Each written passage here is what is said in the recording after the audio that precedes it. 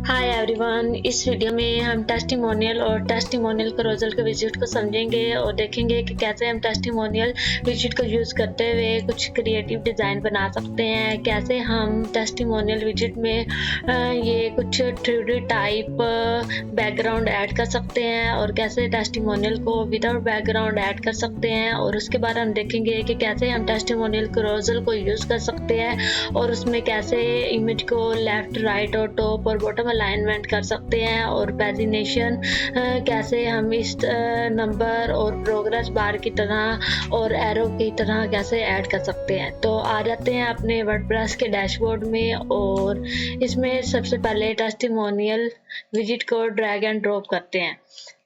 और जब हम ड्रैग एंड ड्रॉप करेंगे तो हमें बेसिक टेस्टिमोनियल की सेटिंग दी होती है। सबसे पहले कंटेंट का एरिया होता है कि हमने इसमें जो भी कंटेंट ऐड करना है वो, उसके बाद उसके अंदर जो इमेज हमने यहाँ पर डिस्प्ले करवानी है वो यहाँ से ऐड कर सकते हैं। और उसके बाद नेम जो भी देना चाहते हैं, जिसने भी वो हमें दिया है कमेंट, तो उसका यहाँ पे नेम आएगा और उसका टाइटल आएगा। और उसके बाद यहाँ पे अगर हम कोई लिंक ऐड करना चाहते हैं तो हम यहाँ से लिंक भी ऐड कर सकते हैं। और उसके बाद उन्होंने इमेज की पोजीशन का हमें ऑप्शन दिया हुआ है। जैसे कि अगर हम ये इमेज है, इमेज को हम जिसमें पोजीशन देना चाहते हैं, टॉप करना चाहते हैं तो हम ऐसे ऐड कर सकते हैं, साइड करना चाहते हैं तो हम ऐसे कर सकते हैं। उसके बाद इमेज के अलाइनमेंट का हमें ऑप्शन दिया है कि हम इमेज को जिसमें अलाइनमेंट में करना चाहते हैं हम यहाँ से अलाइनमेंट भी उसकी कर सकते हैं। और उसके बाद हमें जो अगला ऑप्शन दिया जाता है वो स्टाइल का है कि हम कैसे जो कंटेंट है उसके कलर और टाइपोग्राफी चेंज करने का ऑप्शन दिया जाता है। दूसरे में इमेज की सेटिंग का कि इमेज की रेजोल्यूशन कि हम इमेज को इंक्रीज करना चाहते हैं या डिक्रीज करना चाहते हैं तो इसका कंट्रोल हमें दिया जाता है। और अगर हम इमेज में कोई बैकग्राउंड बॉर्डर ऐड करना चाहते हैं तो हम उसमें बॉर्डर भी ऐड कर सकते हैं। जितनी विड्थ का बॉर्डर हम ऐड करना चाहते हैं तो यहाँ पे हम नंबर दे सकते हैं। और आगे हमें बॉर्डर के कलर और बॉर्डर के रेडियस का ऑप्शन दिया जाता है। और उसके बाद हमारे पास नेम और टाइटल्स का ऑप्शन दिया जाता है। नेम की टाइपोग्राफी इस नेम की और उसके बाद ये जो टाइटल है इसकी टाइपोग्राफी का ऑप्शन है यहाँ पर। उसके बाद टेस्टिमोनियल में इसमें हम देखेंगे कि कैसे हम टेस्टिमोनियल के पीछे बैकग्राउंड ऐड कर सकते हैं। तो सिंपल हम क्या करेंगे, हम एडवांस में आएंगे। एडवांस में आने के बाद हम मास वाले ऑप्शन में आएंगे। मास वाले में नहीं, बैकग्राउंड वाले ऑप्शन में आएंगे और यहाँ से हम कोई भी बैकग्राउंड ऐड कर सकते हैं। और अगर हम यहाँ से कोई इमेज ऐड करना चाहते हैं तो हम यहाँ से इमेज भी ऐड कर सकते हैं। और उसके बाद हमने इसको डिफरेंट शेप कैसे देंगे, बॉर्डर में आएंगे। बॉर्डर में आकर हम इसे अनलॉक करके जिस टाइप में भी यहाँ पे भी शेप देना चाहते हैं तो हम उससे बैकग्राउंड की उस अकॉर्डिंग शेप दे सकते हैं या बॉर्डर की मदद से। और उसके बाद नीचे इसमें हम कैसे 3D बैकग्राउंड ऐड कर सकते हैं वो हम ऐसे ऐड कर सकते हैं। जब हम बैकग्राउंड में आएंगे, बैकग्राउंड में आने के बाद जब इसे यहाँ से बैकग्राउंड देंगे वाइट सा और उसके बाद हम नीचे बॉर्डर में आएंगे। बॉर्डर में आने के बाद हमें यहाँ पर पहले रेडियस देंगे। रेडियस देने के बाद हमारे पास बॉक्स शैडो का ऑप्शन होगा। इसे हम अनेबल करेंगे। अनेबल करने के बाद यहाँ पे पोजीशन दी होती है, इन साइड में हमने रेडियस देना है या फिर आउटसाइड में।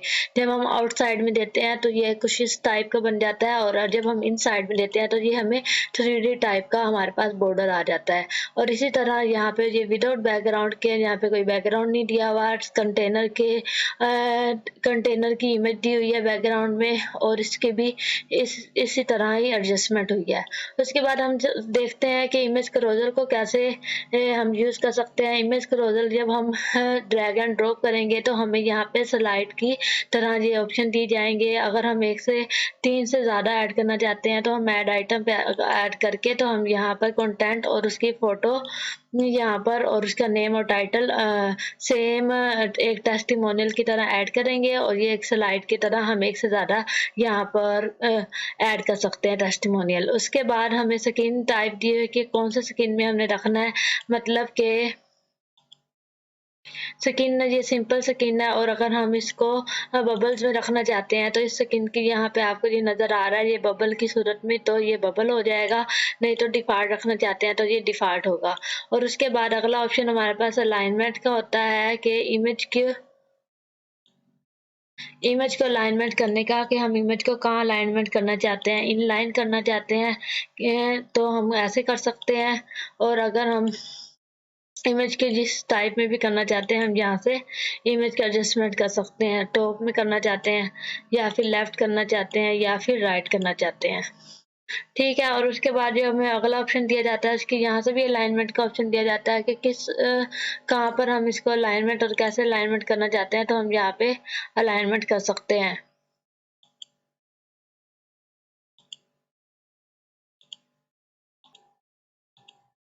और उसके बाद अगला ऑप्शन हमें स्लाइड पर व्यू के एक टाइम में कितनी स्लाइड हो, तो एक टाइम में 1, 2 या 3 करवाना चाहते हैं, जिस हिसाब से भी हम करवाना चाहते हैं तो हम यहाँ से सिलेक्ट कर सकते हैं। और क्योंकि ये जो है स्पेस वो इतनी सी है, और अगर हम सिर्फ एक ही साइड पर यानी कि ये 3 कंटेनर ना लें, एक कंटेनर लें, तो फिर हम इसको यहाँ से स्लाइड वाला ऑप्शन ये अनेबल हो जाएगा और वर्क करेगा।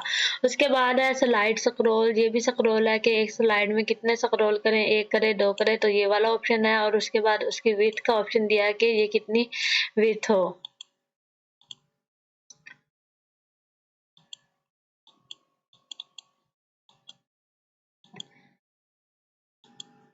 ये विड्थ है कि कितने विड्थ का हम रखना चाहते हैं, तो हम यहाँ से विड्थ उसकी सेट कर सकते हैं। और उसके बाद हमारे पास एडिशनल ऑप्शन में ऑप्शन दिए हुए हैं कि शो, अगर ये वाले एरो हम शो करवाना चाहते हैं तो हम यहाँ पे शो करेंगे, अगर नहीं करवाना चाहते तो हम इसे हाइड भी कर सकते हैं।